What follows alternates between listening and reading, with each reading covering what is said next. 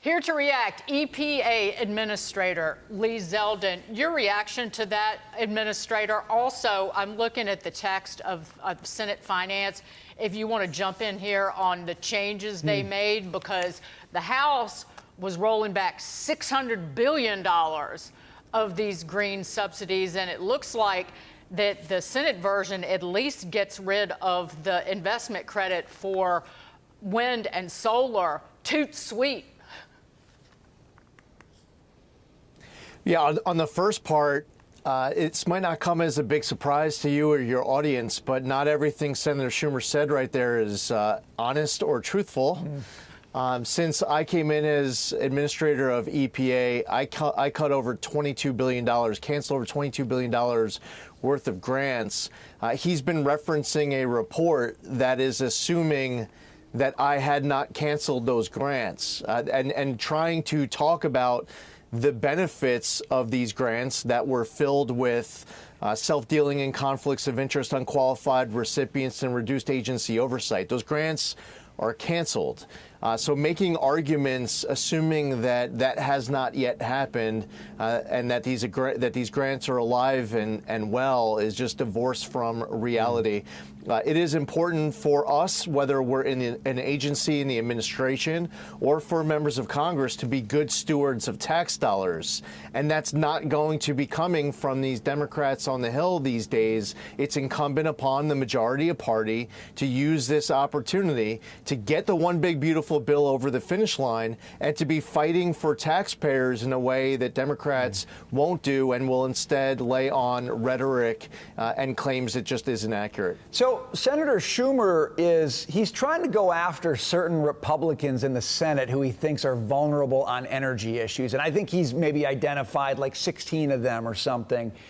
And we know that there is some vulnerability there because once you start doing green spending, it gets its hooks and claws into the economy and into these guys' constituent bases, and they don't want to cancel it. So what I'm saying, Administrator, is are you nervous that he might be pursuing a policy that could pick off some senators and we end up with more green spending than we ought to?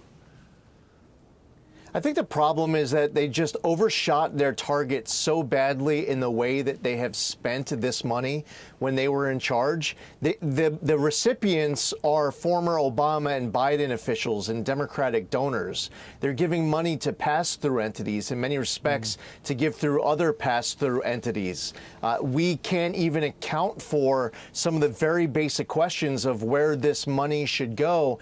And if you're going to get a dollar appropriated because you're trying to remediate an environmental issue, the dollar should get spent on remediating an environmental issue.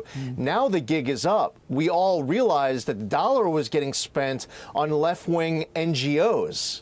And now we're not here as conservatives saying, hey, let's give money from left-wing NGOs and give them to right-wing NGOs. We're not playing that game. We're just trying to be responsible and accountable and transparent with the tax dollar. And we say if a dollar is spent to remediate an environmental issue, spend it on remediating the environmental issue. It's a big difference between the two. And I really feel like the Democrats have overshot their target out of greed. Moving on to this, the EPA, which you run, is moving to repeal climate rules that limit emissions from power plants. You're rolling back rules on power plants that were put in place by the Biden administration. But if you read the coverage of this, Administrator Zeldin, they act like that you are #1 polluter who is trying to poison the children of the United States. And how dare you do this? Well, the Biden administration just did this by fiat, did they not? And you're trying to ensure there is enough electricity in this country to power our future. Amen. You're absolutely spot on. And the Supreme Court not too long ago overturned something called the Chevron doctrine, which I'm sure you both are familiar with, where you had these agencies that were filling in vague missing language in laws and just doing whatever they wanted to do. And with the rules that came out of the Biden EPA in 2023 and 2024, they were trying to strangulate the economy. We believe that it's not a binary choice. At the Trump EPA, we believe that we can choose protecting the environment and growing the economy. And as you just pointed out, Dagan, there is more of a need for baseload power.